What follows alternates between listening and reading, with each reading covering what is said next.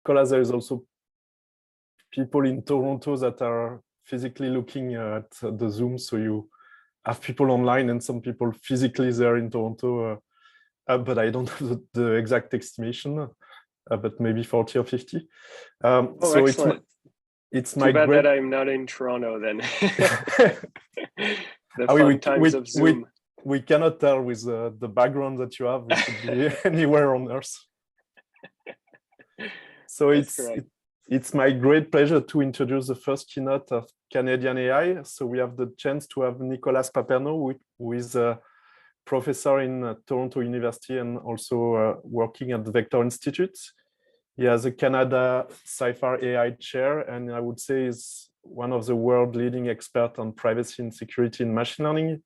He has many work on this topic. And I think part of what we'll present today is his work with co-author. And really the topic of today is to discuss why differential privacy, which is now the main privacy model in the privacy literature, might not be a silver bullet for machine learning. So without further ado, Nicolas, you can start whenever you want. Awesome. Thank you so much, Sebastian, for the very kind introduction. I'm very happy to be here, and thank you for inviting me to give a talk today. As Sebastian explained, the goal of the presentation today is to not only introduce you to how differential privacy can be used as a way to reason about privacy in machine learning algorithms, but also to understand the kinds of privacy guarantees, the flavors of privacy guarantees that are not captured by differential privacy, so that you can understand what are the sort of open problems that we're facing as a community. Before I start, I want to say that the work that I'm presenting here is in collaboration with many others, including some of my students. So I try to put the title of the papers at the bottom of my slides so that you can reverse engineer who contributed to the work that I'm talking about on each slide. So to start, of course, I would like to give an overview of how we define privacy in the framework of differential privacy. And the idea is quite intuitive and basically considers an adversary here on the right of my slide, who is looking at the outputs of my algorithm. And so the algorithm is said to be differentially private if the adversary looking at these outputs is unable to tell whether the algorithm was operating on this first version of the dataset here at the top or the second version here at the bottom. And the two datasets, the two versions, only differ in one single record. And the difference can be that the record has been added, edited, or removed. And so if we think about what this means, if I look at what my algorithm is outputting, I cannot tell whether the data for one individual here, which is depicted on the left, was included in the version at the top or excluded in the version at the bottom. So I cannot tell whether the individual contributed their data record to the data set that my algorithm has analyzed. So for instance, in machine learning, my training algorithm, when I look at the outputs of the algorithm. So what this means is the adversary is observing the output of the algorithm and is unable to tell whether this person existed or not in the limit. So this is how we get this notion of privacy, that basically the adversary is not able to improve their guess about any of the properties of the data that the individual had recorded. And so how we reason about this more formally is that we look at the probability that the algorithm M makes certain outputs S on the input dataset D, which is the first dataset here at the top. And we compare it to the probabilities of the same algorithm M making the same outputs S on the second version of the dataset D prime here, which would be, for instance, the dataset at the bottom. And we show how close these probabilities are. And the way that we reason about this is that we define an interval here, which is captured by this parameter epsilon. The smaller the value of epsilon is, the closer these probabilities are. So the stronger the privacy guarantee is, because we have more indistinguishability between these two settings. And so we have to prove that the algorithm M satisfies this relation for all possible pairs of D and D prime, that is all data sets that may differ by one training record at most. And so to obtain this for a training algorithm in machine learning, there are several ways that we can modify canonical training algorithms to provide this guarantee of privacy, this guarantee of differential privacy. I'm going to talk about two approaches in this presentation, but there are many other approaches that I won't have time to mention. The main approach that I'm going to mention throughout the presentation is called Pate. And the reason that I picked this approach is that it makes it very easy to understand how differential privacy has very nice synergies with the goals of machine learning, which is to generalize well. So the approach stands for private aggregation of teacher ensembles and is fairly intuitive. We start here on the left with the sensitive data that we'd like to protect. We partition it here in n subsets of data. So these are mathematical partitions in the sense that there is no overlap between these subsets of data, but that's the only constraint that we have. So we could do that, for instance, by uniformly splitting the data. And then for each of these subsets of data, we train one teacher model. So there is no requirement on how we should train these teacher models. In fact, they could be different kinds of machine learning algorithms. So we could use a decision tree for the first teacher. We could train a neural network for the second teacher. That's not a problem in this framework.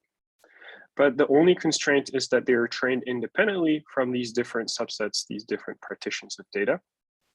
And so we have n models that all perform the same task, but we're trained from different subsets of data.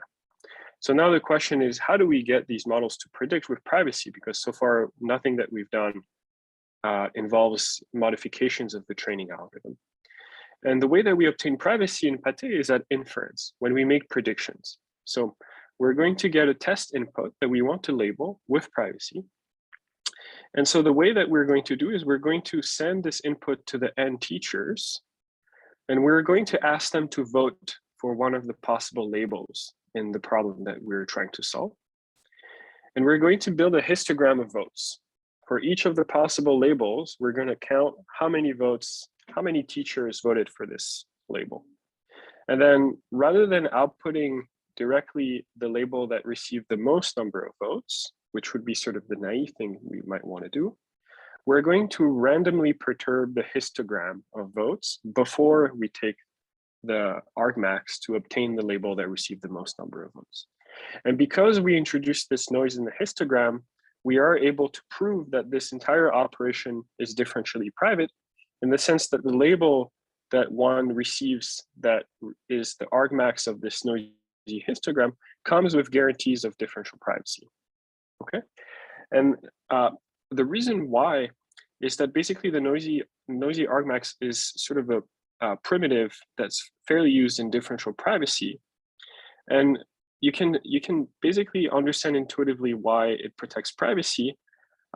In particular, if you look at one data point that would be included in this first data set, it's only going to be included in one of these partitions. So let's say it's in partition 2. Then that data point can only influence teacher 2, which is the only teacher trained on this data point.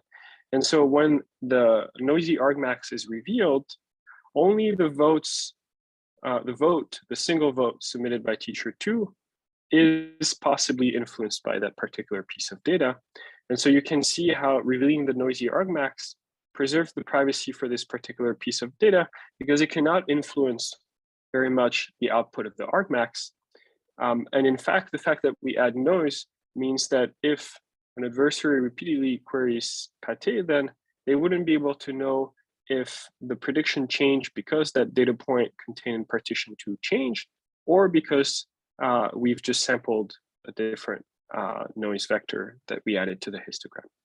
So once we have this whole mechanism here, we can basically have access to differentially private API. We submit queries, we receive labels with guarantees of differential privacy. The problem is that each of these labels comes at a small privacy cost, which is small, but not 0. And so the more queries we answer, the more we possibly leak about training sets of these teacher models. And so rather than allowing someone to directly query this noisy argmax, we're instead going to use it to train yet another model, which will be the last model that we train. And we call this the student, because we're going to train the student to learn from the teachers in a privacy preserving way by having the student train on public unlabeled data that we label using the predictions of the noisy argmax. And so what this is doing is essentially a privacy preserving knowledge transfer from this ensemble of teachers into the student. And once the student is trained, then the privacy cost becomes fixed because the student was trained making a fixed number of requests to the teacher ensemble. And once the student is trained, we can deploy it and answer as many queries as possible as we would like, essentially. And so there is a very nice advantage to this approach intuitively, is that it creates a synergy between privacy and generalization, as I mentioned before. And to understand why, you can see here that when you're trying to predict on an input, the more the teachers agree on the prediction that they are making, the more our histogram is going to basically contain a large gap between the label that receives the most votes and the runner up, the label that the second label basically that receives just less votes than the first label. And so what this means is that when we add noise to the histogram, we're less likely to change the label that will be output by the noisy argmax. And so we are able to add more noise and obtain stronger privacy guarantees before we affect the utility of this noisy argmax. And so what this means is that the more the teacher have a strong consensus, the stronger the privacy guarantee we can obtain is.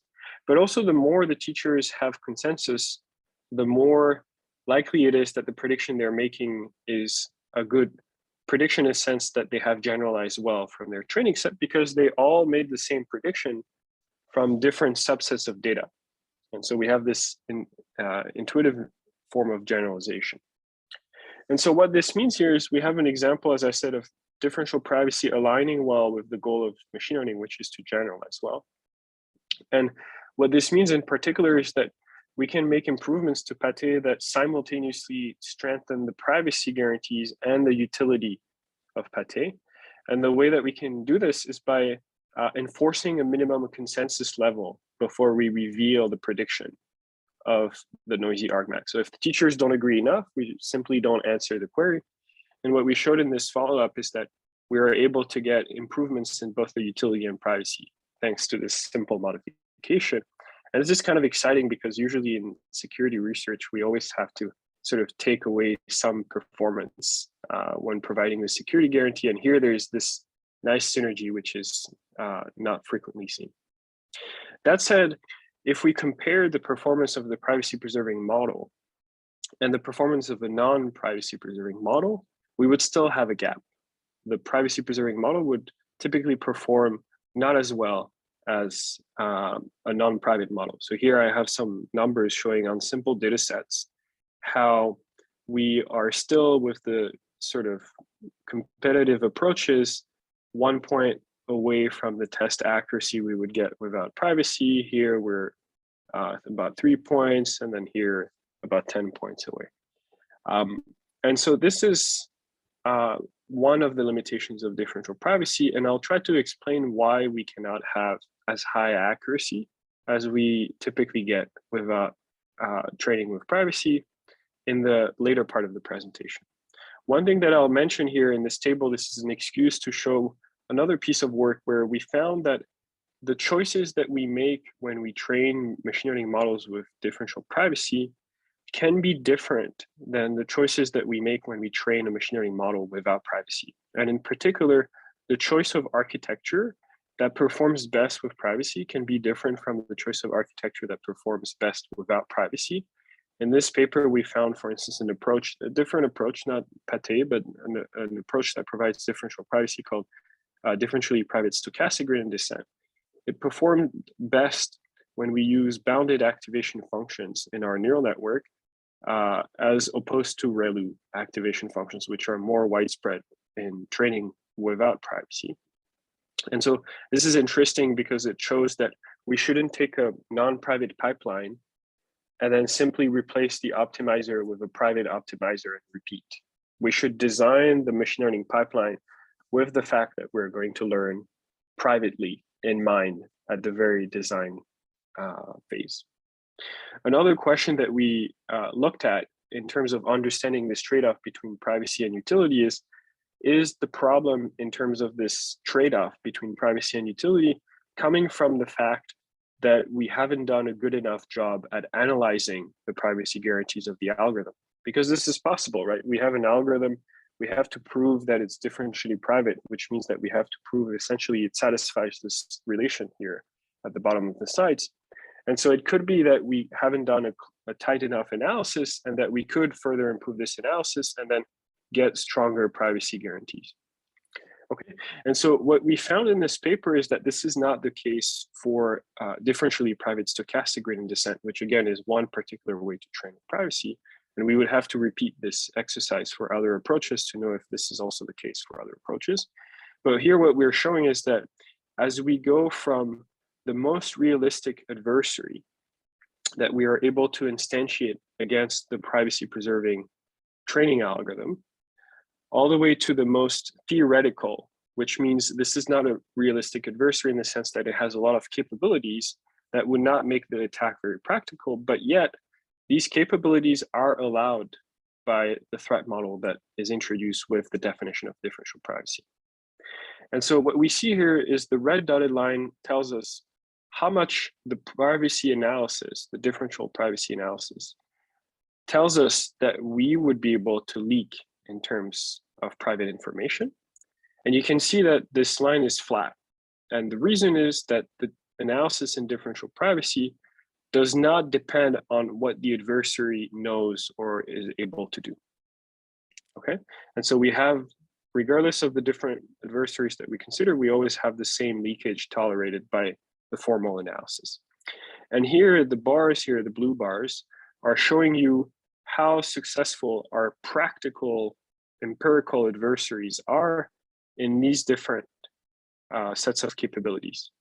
And you can see that as we move from an adversary that is realistic, that is only able to query the model that is trained for labels, all the way to an adversary that is more theoretical in the sense that it has capabilities that are unlikely to be available in a real world setting, but is still within what is tolerated by DP, then we can see that this adversary here to the right is able to match what the formal analysis tells us would be the maximum leakage. And so what that means is that the analysis is unfortunately tight. And so we cannot improve the analysis to get a tighter privacy guarantee. And so, which would allow us to basically train with less noise and so to increase the utility downstream. And so what this means here is that if we want to basically make the assumption that the adversary is restricted to certain capabilities, then yes, in practice here on the left, we get less leakage than what is tolerated by the formal analysis. So we are probably being too strict by using the amount of noise that the formal analysis is suggesting we should add to the computations of the training algorithm. But then if one day an adversary is able to obtain the capabilities here that are needed to the right, then they would actually be able to obtain this leakage. And so this is a dangerous sort of game to play in the sense that here with the formal analysis, we get guarantees that are independent of what the adversary is able to do. Whereas here, if we evaluate with empirical attacks, we're able to demonstrate sort of that the leakage is smaller, but that comes at the expense of not being able to make guarantees for other types of adversaries. Okay. One advantage in practice of using this red dotted line here compared to the blue bars is that you can train a model, deploy it, and then regardless of the progress that adversaries are going to make in the future, you know what worst possible leakage for that model will be. And in practice, that means that having these formal guarantees of differential privacy allows us to break the typical arms race between attackers and defenders. So if, for instance, you're familiar with the literature on adversarial examples, there is essentially an arms race between attackers and defenders because we're generally not able to prove meaningful security guarantees when it comes to robustness in machine learning. So for instance, here, this is a somewhat older result where we had found that if we train a lot of models to be robust, then what happens is that their gradients become locally flat. So their gradients become essentially zero, close to the points that we're going to query the models for. And so what that means is that it's hard to find an adversarial example because we can't, once we're in this point, we don't have good gradient information to go into this point.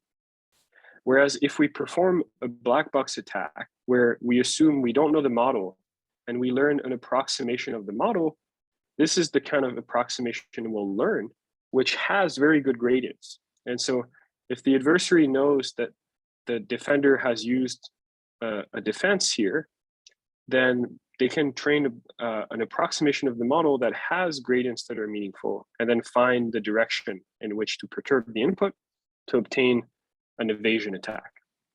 And so this is a very simple result, which is basically illustrating that there is this arms race where the attacker is aware of a particular class of defenses being deployed. And so they adapt by using, for instance, here, a black box attack, which evades this class of defenses using gradient masking.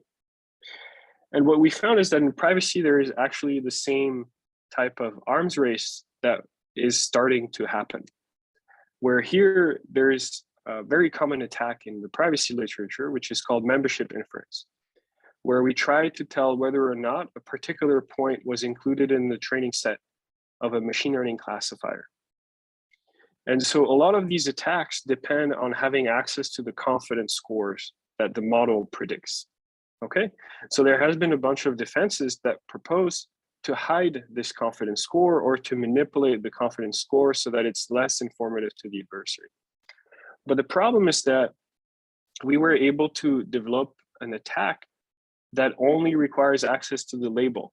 And you can see here that the blue attack is a membership inference done with access to the confidence vector.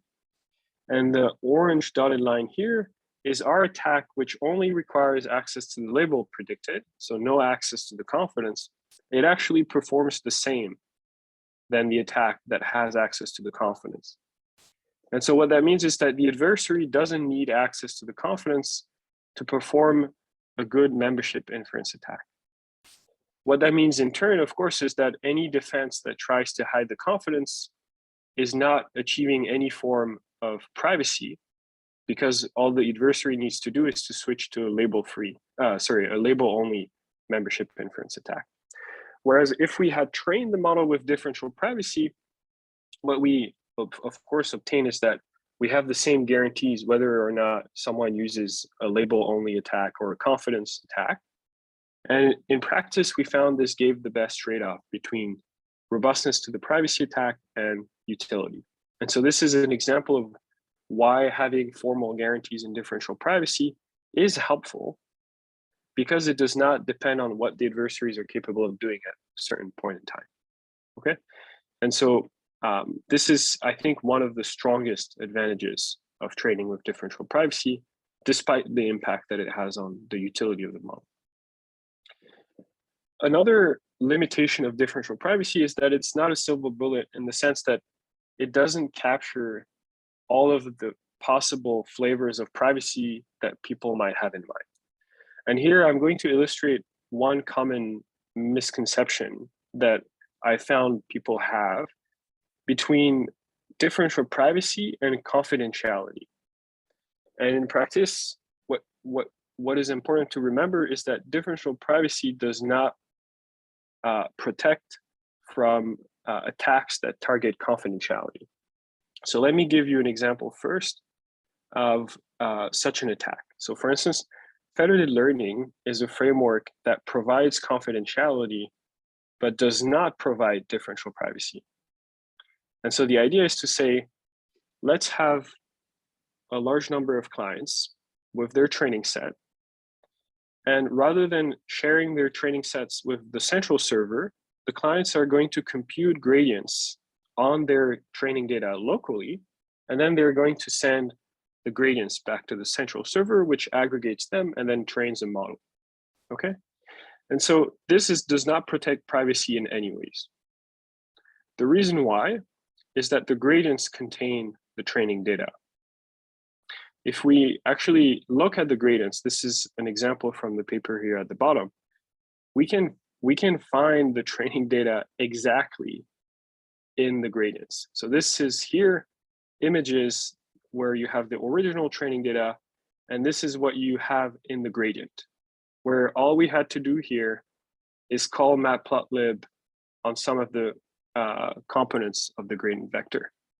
There is no optimization, nothing that needs to happen. Just use matplotlib on the gradient and you can see the training data. Okay? And this is a common misconception.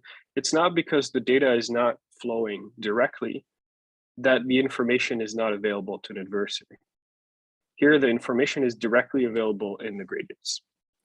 And so if we want to protect from this form of leakage, then we do have to use differential privacy. But differential privacy does not allow us to obtain the confidentiality guarantee that here we are gaining by not having to move the data to the central server. And so to put things back into the picture of Pate that I used at the beginning of the presentation, Pate is a differentially private mechanism. So it provides differential privacy. It doesn't provide confidentiality. If we want to have an instantiation of Pate that provides both differential privacy and confidentiality, then we need to involve cryptographic primitives in the Pate framework. So here's an example of what this would look like, where in this case, we are not going to have here in this setup, everything here was done on one single server, which contained all the training data and was training all of the models directly on one machine.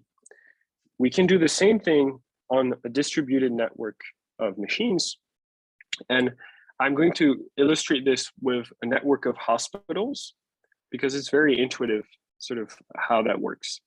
So imagine you have a hospital that has a patient that comes in and they are not really sure how to classify this patient with their local model. So they'd like to ask a network of hospitals, how do you predict on this patient? Rather than send the input in the clear, which is what we would have done in sort of the vanilla approach to Pate, the hospital is going to encrypt the data for that patient, that test input, essentially. It's going to send that input encrypted to all of the other hospitals. And these hospitals are going to use the local model that they have trained locally within the hospital to predict on that test input. Of course, because the input is encrypted, we're going to use homomorphic machine learning to be able to process the input without decrypting it. What this means is that each of the participating hospitals now has a prediction for that input that is encrypted, and which we now have to combine to obtain our histogram and be able to compute the output of our Pate aggregation. Okay? And so what we're going to do is essentially involve a two-party protocol between the querying party and each of the answering parties so that they can turn their predictions into a one-hot vector, which we can then sum to obtain a histogram of votes. And then we're going to have a privacy guardian add the noise onto that histogram. And then the privacy guardian is going to reveal the label, which is the noisy argmax, to the querying hospital. And so what this means is that because we've done this noisy histogram computation, we have differential privacy. And because we've used cryptography, we have confidentiality in the sense that the querying hospital never revealed the input that they are asking the participating hospitals to predict on. And the participating hospitals never revealed their individual local models to the querying hospital. Okay, and so we now have these forms, these two forms of privacy, differential privacy, confidentiality, combined in one single approach, which means that we can use this for basically, for instance, hospitals to collaborate without having to centralize their models. Here, if we use federated learning, all the hospitals would have to get together and train one single model. Instead, with this instantiation of PATE, which we call CAPC, confidential and private collaborative learning, each of the hospitals is retaining their own local model. It could actually be different architectures, different forms of machine learning. All they're doing is they're exchanging predictions that are differentially private without revealing any of their inputs and any of their models. And so we have these collaboration opportunities without the risks to confidentiality, without the risks to differential privacy. And we found that this has nice advantages, in particular, when each of the hospitals has a slightly different distribution. And so I'll let you read the paper for more details on that. But this has implications for fairness, essentially. One reason that differential privacy is not a silver bullet is also that on some data distribution, it introduces a trade-off with fairness.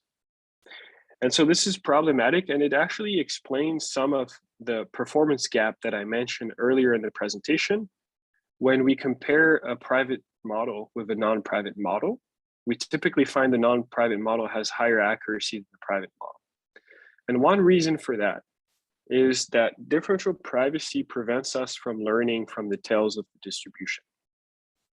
And so what this means is that we cannot learn from a training example unless we have several training examples that contain the same pattern. This is problematic because in some of the training sets that we use in machine learning, we have very few examples of some of the training examples. And so we are relying a lot. They have a big influence on our model. When we train with differential privacy guarantee, we prevent our training algorithm from using these points, okay? And so what this means in practice is that in situations where we care about the performance of our model on these points, then this creates a tension with fairness, because fairness would ask us that we predict well on the tails of the distribution. At least many definitions of fairness would. And this is a problem in particular in medical data, where we found some tensions between differential privacy and fairness that are problematic. In particular, it can increase the influence of the majority population on predictions that the model makes on minorities in the population. And so you can understand that there's an ethical concern here where we are asked to trade off the privacy of the majority of the population for performance on less well-represented minorities in the data set. Okay, and so I have one last criticism of differential privacy, which is that it doesn't capture another flavor of privacy, which has been made very popular lately by developments in legislation, in particular in Europe, in the GDPR, which essentially allows users to remove data, to remove access to data that they've previously granted, for instance, a company access to. So the user can go and request that data that they had previously shared now no longer be used for a particular application. And there is similar legislation in Canada. And so this creates a complicated question, which is, what do we do with models that we've trained on these pieces of data now that we're no longer able to use these training points as training points? And this is something which we call machine unlearning, where we have a model that is deployed. We now are asked to delete one of its training points, and we'd like to do that without having to retrain from scratch. One interesting side benefit of being able to do that is that if, for instance, you realize after deploying your model that you've been the subject to a poisoning attack, for instance, then you could also use this mechanism to remove the effect of the poisoning point. But this is very difficult because we have a hard time capturing how individual training points influence our model. Okay, and so why is differentially private training not enough for machine unlearning? Why do we even have to do machine unlearning if we train the model of differential privacy?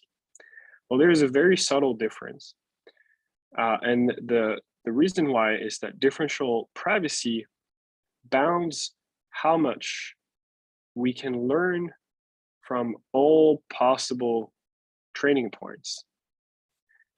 Whereas in machine unlearning, we want to ensure that we have not learned at all from a single training point or a small number of training points. And so in differential privacy, we bound, which means we show that the impact of the point is small, but we don't show that it's zero. And we do that for all possible training points rather than a single training point or a few training points. What that means is that if we wanted to use differential privacy as a mechanism to sort of excuse us from doing machine unlearning, then we would have to show that the model was trained with a differential privacy guarantee that has an epsilon value of 0, where in practice, that means that we cannot learn anything from any of our training examples, which of course means we would have random prediction performance. And so we have this problem of unlearning, and unlearning is particularly difficult when training deep neural networks, because as I said before, it's difficult to estimate the influence of the training examples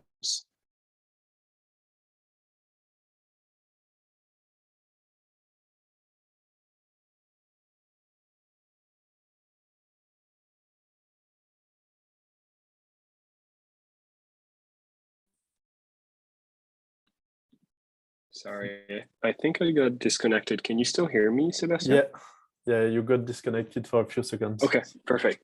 I briefly disconnected, so yeah, no, it works. Here I am. So excellent. So basically, it's very difficult to estimate the influence that training examples have on the parameters of our model, but also on the predictions that they make. And so why is that the case? Well, the problem is that the way that we train deep neural networks involves a lot of stochasticity, where, for instance, we sample mini batches of data during training, where we have multiple minima in the objective function that we're trying to optimize. And so the training procedures that we use are incremental in nature, which means that it's very hard to trace back the effect of individual training examples on the overall trajectory that we're going to take, that trajectory being stochastic. And so the way that we define machine unlearning, given these difficulties, is somewhat, some people might argue it's too demanding, but I argue this is sort of the best definition that we could come up with that still allows us to give an intuitive guarantee to the end user that doesn't involve explaining how a machine learning algorithm works. And so the definition is the following. The idea is to say the distribution of models that we obtained by training on the data set that contains your point, and then on learning that point, should be the same distribution of models than the distribution that we would have obtained without training from your point in the first place. Okay, and so this is what we're going to show the user that we are able to achieve. And so the naive way that you do this is by retraining the model, because if you retrain from scratch without the user's data point, then of course you have this definition being satisfied. The problem is that this is very expensive. And so what we did in this paper here is that we introduced two knobs in stochastic gradient descent that allow us to obtain speedups in the retraining operation. And so the two knobs are the following. The first one is similar to what we did in Pate, which is to partition the data in multiple subsets of data. And then rather than training one big model on the entire data set, we train one model on each of these partitions. What this means is that these models are faster to retrain because, first of all, they learn from less data points. And second of all, they can typically be smaller models.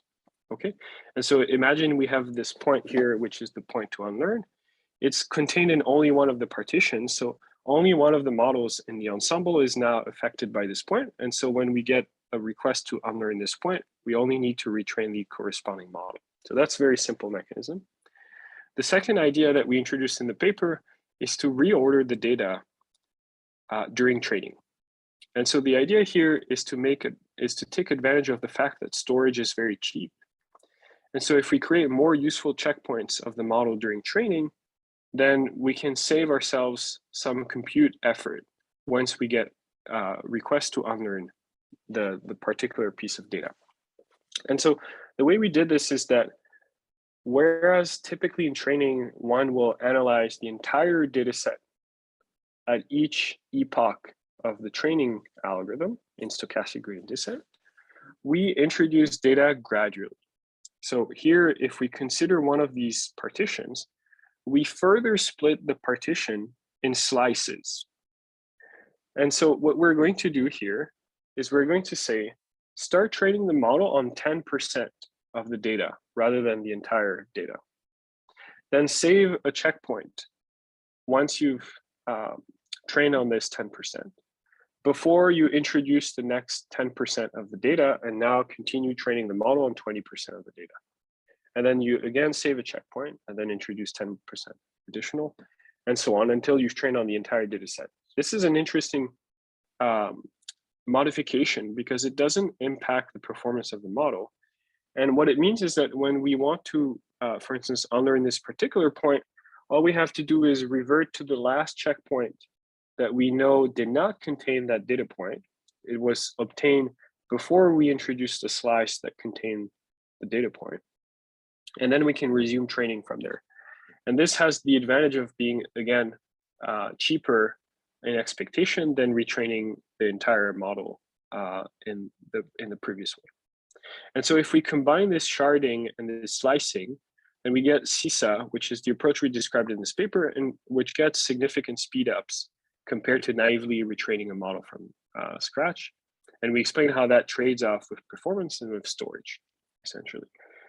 The one thing that we haven't explained in this paper, and which we're very curious, we've actually written a couple follow-ups that you can find on my website, is what does that mean for the end user? Can we prove to the user that we've actually obtained the model that we deployed in a way that no longer is influenced by the point that they've requested that we unlearn? And this is an open problem. The reason that it's difficult to prove such a thing is that, again, training is stochastic. So there are many different trajectories that lead to the same model. So when we show the user, here is how I obtain my model, the user has no idea that that is actually how we obtain the model. We could have computed different trajectories that led to the exact same model. And so they have no way to attest whether or not the trajectory that we've used, that we tell them that we've used, actually did not depend on the data point that they, as a user, had submitted to us. And so this is something that we're actively working on and that remains a very interesting open problem in this area. And again, I wanted to illustrate this setting because I think it shows how differential privacy, in this case, would have made it less likely that somebody would like to unlearn their data, but that does not serve as the appropriate definition for being able to capture this form of data privacy. And before I conclude, I just want to illustrate a side effect that is positive of differential privacy. And the way that I'm going to do this is present very briefly in a few minutes how we've used the leakage estimation from Pate in particular, to obtain a way to measure the value of data. And what I mean by value of data is understand when you respond to a query made by a user with the label predicted by your model, how valuable is that label? Okay, and this comes this comes up in a lot of scenarios. The one that is the most studied in the security literature in machine learning is model stealing, where you have this kind of setup here. Users send you queries, you have your model, and you're returning the predictions of your model. And so the users can use that to create a copy of your model. And what we found is that if the victim model is a Pate ensemble, then you can use the privacy cost of the particular queries that the users are sending as a way to estimate how much value they will gain from the label that you are about to respond. And so what this means is that in turn, you can use that to basically define how much they should pay to be able to read this particular label. And this is actually a defense that we propose against model stealing, where we basically say, rather than giving you the label directly, we're going to ask you to solve a cryptographic puzzle. And the difficulty of that puzzle is going to be calibrated based on the privacy leakage that we estimate from the Pate analysis. And so the more Pate suggests that this query is leaking privacy, the more difficult the puzzle that we ask the user to solve is before we actually reveal to them the prediction of our model. And this allows us to slow down attacks that try to steal the model itself. And so this is, I'm going to skip this slide, but just to show you an illustration where here we're showing sort of what happens to a normal user that's just submitting queries from test set sampled uniformly. Very small overhead in sort of the amount of compute that they need to be able to read the model's predictions. And then here, when we use attacks here, we have a significant impact on the adversary's compute that they have to spend before they can actually read the label and then use these labels to steal our model.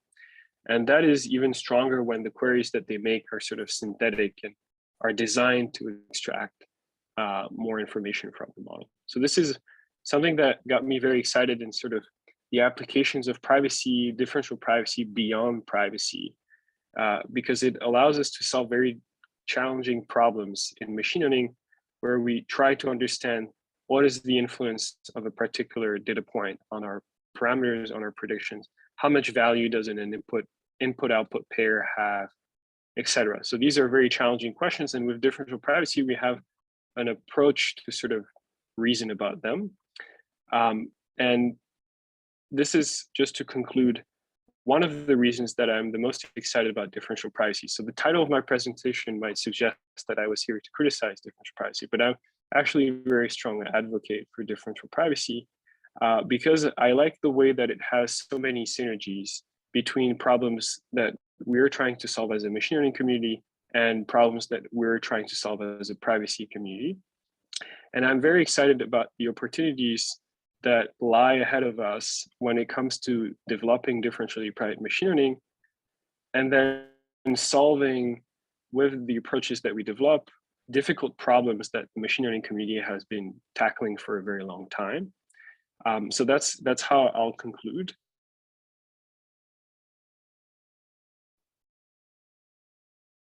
Thank you very much. Are you still there? There seems to be a connection lag in my side.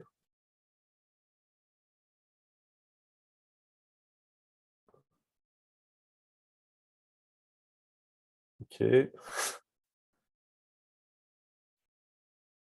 Yeah, so maybe we can wait a few seconds for Nicolas to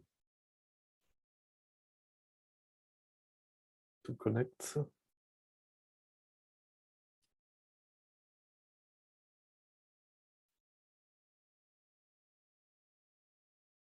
So if you have question, I think Nicolas is back. Presentation is over. Yes. So I was just saying I'm ready to conclude. So I've concluded. And so I will just take a second to thank all of my students who've been working on these directions. And I also wanted to briefly advertise the new conference that I've co-created and will be co-chairing, which will happen in February 2023, which is the IEEE Conference on Secure and Trustworthy Machine Learning. So I highly encourage you to take a look at our website and prepare submissions. So the papers will be due at the end of August, and with full papers due September 1st. And I'm also excited to announce that CFAR has agreed to help Canadian researchers attend the conference. And so if you are lacking resources to travel to the venue, they will be offering out some grants for people who need more resources to be able to travel to the conference. With this, I hope I'll be able to take a few questions. Thank you very much, Nicolas. I think we have time for questions. So if anybody has a question, you can either raise your hand in Zoom or put it in the chat. Okay, so we have a question from Iluju. Yeah, Nicolas, many thanks for really a very good keynote. I have two small questions. The first one is about CISA. So that Okay. the mechanism that you have that is like checkpointing in database management systems, right? Mm-hmm.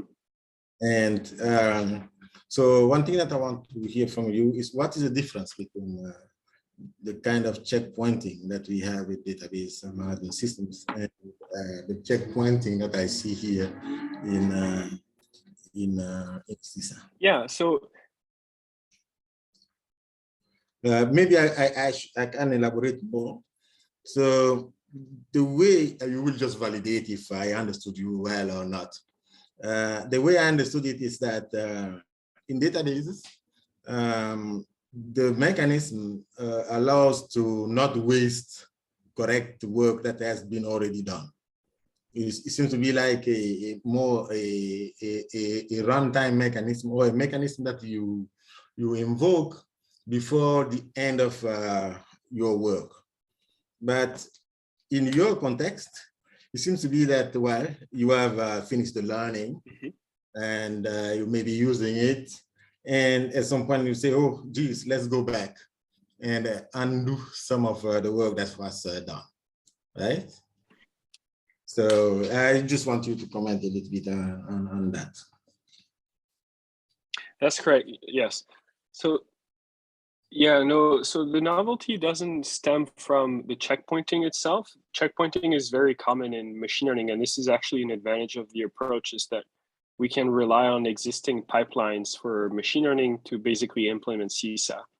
The novelty is basically in the order that we sample mini batches from the training set. And so the idea is to say, rather than sample from all of the data at each epoch of training, which is what people do in stochastic gradient descent, we sample from the slices in a particular order so that the checkpoints that people are already saving anyways basically are useful and informative when it comes to actually unlearning a particular point. So we're simply, the innovation comes from the data ordering, not from the checkpointing mechanism itself, which is very common, as you said, and very widespread in machine learning. Yeah. So the second question is about applications. So what kind of applications that you have in mind for your DP, differential privacy, where federated learning is not sufficient?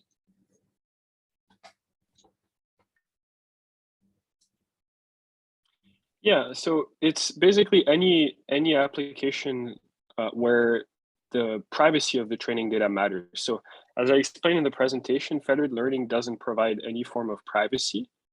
It's basically providing confidentiality in the sense that the data is not involved directly in the central server's computation, but the central server still has access to that data through the gradients.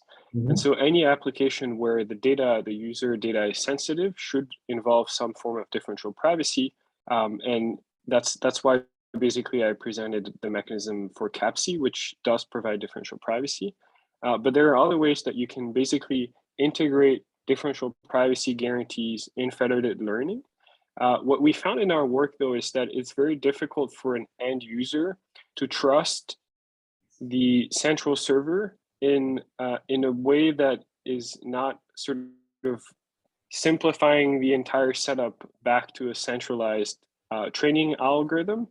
And so in practice, if the user does not trust the central server, we find that it's very difficult within federated learning to combine it with things like differentially private stochastic gradient descent to obtain guarantees that the users can rely on. If they don't trust the central server, it's very difficult. If they have some degree of trust in the central server, then it makes it easier.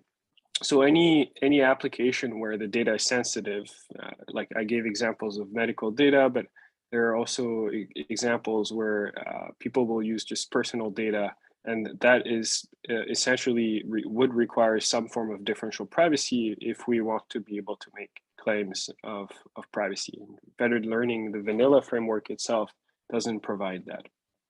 Okay, yeah. I hope that clarifies that aspect. Yes, absolutely. Thanks again for the excellent keynote.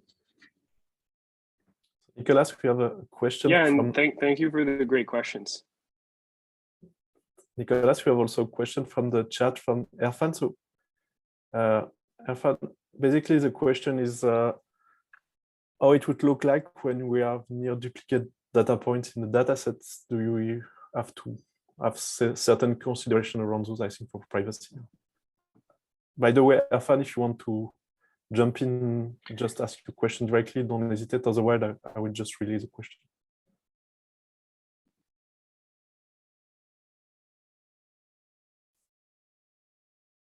Oh, yeah, so maybe you have Nicolas, do you have any?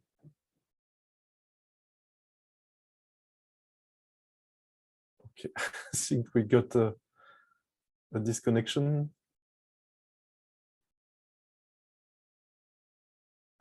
I think you were disconnected for a few seconds. So Still hear me though? Yeah. So basically, I will just relay the first question in the chat if you have any answer to that. So it's a very good question, and it actually is sort of a corner case in machine unlearning when multiple users have the exact same piece of data.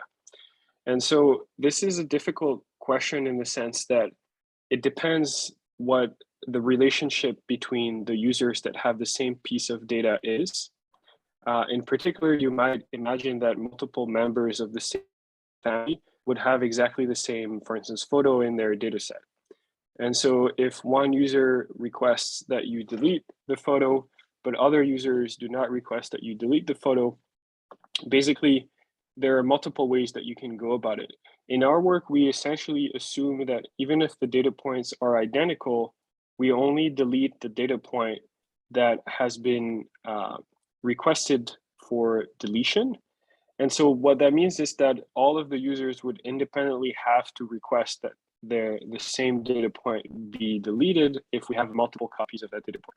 And the reason we did this is we don't want to get into defining what is similar and what is not similar in terms of data. And in practice, this makes sense because if multiple data points are identical, then what the user is getting from unlearning is that we're able to learn less strongly that particular signal. But if that data point was the only example that we have of that particular pattern, essentially, then the effect of unlearning would be greater because the model would no longer be able to extract that pattern. And this is, again, similar to how there is a gradation in differential privacy where you are able to learn some pattern only if you have enough examples of that pattern in the training set. Here in unlearning, we are basically having a similar thing where we're trying to remove the influence of a specific data point, but if other data points in the data set are identical, then that doesn't mean we cannot learn that specific pattern. And so we don't try to basically cluster points together and then remove all of them if they're similar. We treat each point as separate, even if it is the same feature values. But that might be something that needs to change depending on the application that we have in mind. And it's very similar to how in differential privacy, there's this notion of group privacy, where the guarantee you're able to prove for a particular user degrades if that user is part of a larger group of people, such as a family. And now you are trying to prove a differential privacy guarantee at the granularity of the families rather than the individual users, just to give an example. I see there is also another question in the chat about CISA and membership inference attack. So basically, CISA is not trying to prevent membership inference. Membership inference is something that would fall under the realm of differential privacy. And so if we want to prevent membership inference, we should train the model with differential privacy. In some sense, machine learning, again, is different, that we're trying to prove that a particular example has no longer been used to train the model. Whereas with differential privacy, you're bounding how much any of the training examples have an effect on the model. And so this is, the membership inference is an attack against privacy, whereas we're trying to basically allow for unlearning. And so these are slightly different forms of privacy. And this is, again, why I wanted to mention these different flavors of privacy in the presentation, because they have to be distinguished, essentially. So one related question that I had is, when you were asking how to prove to somebody that his data has been removed from the model, if you do a membership inference attack before and after you change the model, maybe if the attacks work before but not after on a particular profile, this could be a sign that the characteristic of the user is no longer in the model, while before it was clear that the... Yes, the problem with that approach, so this is something that people have tried.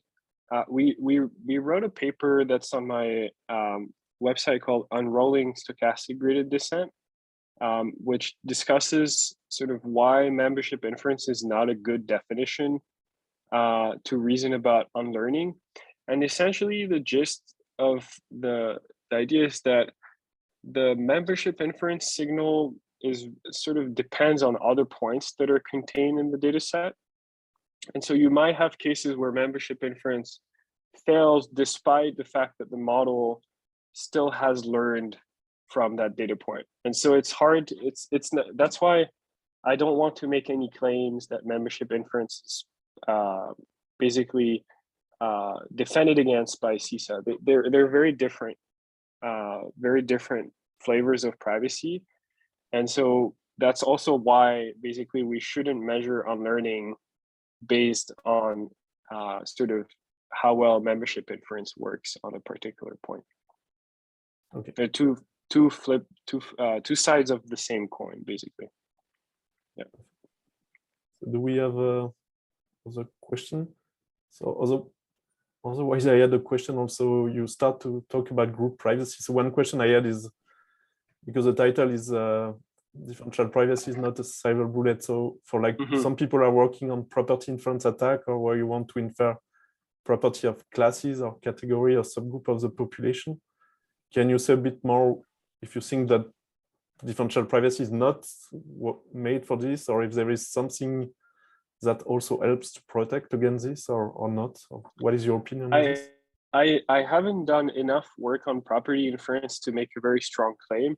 What I would say is that my guess is that differential privacy is a different definition, because the flavors of papers that I've come across that discuss property inference are sort of things that machine learning is designed to learn. And so if a property is found in many examples in the training set, then machine learning is designed to learn that pattern. And so differential privacy is not designed to prevent that. Otherwise, you would not be able to basically perform machine learning. It's kind of like if you learn that people who smoke are more likely to have cancer, that's success of machine learning. That's not a violation of privacy. The fact that you are going to use this model is an ethical question that it also is a form of privacy, but it's not what differential privacy is going to prevent, I guess. Yeah. So the problems that I've seen in property inference seem to be in line with this kind of reasoning, but I'm not familiar enough that it is possible that there's more recent work that I haven't come across yet. Okay, thank you. So is there other question? Don't feel shy. We have time for one or two questions. I have a question. Yeah, go on. Yeah, go ahead. I have a question regarding CAPC. As you mentioned, CAPC is a combination of federated learning and PATE. So it's not a combination of federated learning. So federated learning is something completely different from CAPC. CAPC is a combination of cryptography and PATE that allows PATE to also obtain confidentiality. True. And the reason that I compare it to federated learning is that federated learning provides confidentiality, but does not provide differential privacy like PATE does, for instance. That's true.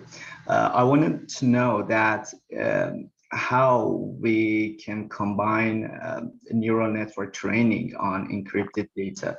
As you said, that the CAPC will be trained on the encrypted data, but as far as I know, that the homomorphic encryption and some encryption schemes like that has the limitation of training being used to train a neural network because of the nonlinear problems that we have with nonlinear functions. I want to know how you resolve this. Yeah, so we did not resolve this because basically CAPC is an inference time protocol. Okay. So this is a great question. So that's one of the nice things about basically the collaboration happens at test time when the models are making predictions. So these models are already trained, already exist. And what we're doing is we're giving a framework for basically the querying party to send an encrypted test input to all of the different models, which are already trained by the answering parties. And so what we're getting is that the answering parties don't have to share their trained models with the querying party in order for them to basically predict on the input. And so the homomorphic ML that we're using is at inference, where we're just getting a test input encrypted and we're getting a prediction out of the model. We're not training the models with basically encrypted training data, which would be an interesting sort of future work to combine these two flavors of problems and see if we could train. But in this case, I think it's not necessary because the training is performed locally by each of the answering parties with their own data. And so the data doesn't need to leave that particular answering party's premises. So they can do that training sort of offline on their own machine. And then all they're doing is making the trained model available to the other parties, basically through this querying process. Okay, thank you very much. That was a nice presentation. Thank you, Ali, for the great question. Thank you very much. We have last call for the last question. If you have any burning question. Okay. Otherwise, I think Nicolas can thank you very much. Thank you very much. So I'm uploading physically. Thank you so much. Thank you. Thank you for doing the great presentation despite the connection issue. And yeah, thank you everyone for being patient with that and for the great questions at the end of the presentation. Really appreciated it. And just for the participants to the conference at 2:30, we have the security session of the conference. So continuing in the same thematic as privacy and security. And thank you once again, Nicolas, and have a good lunch, everyone.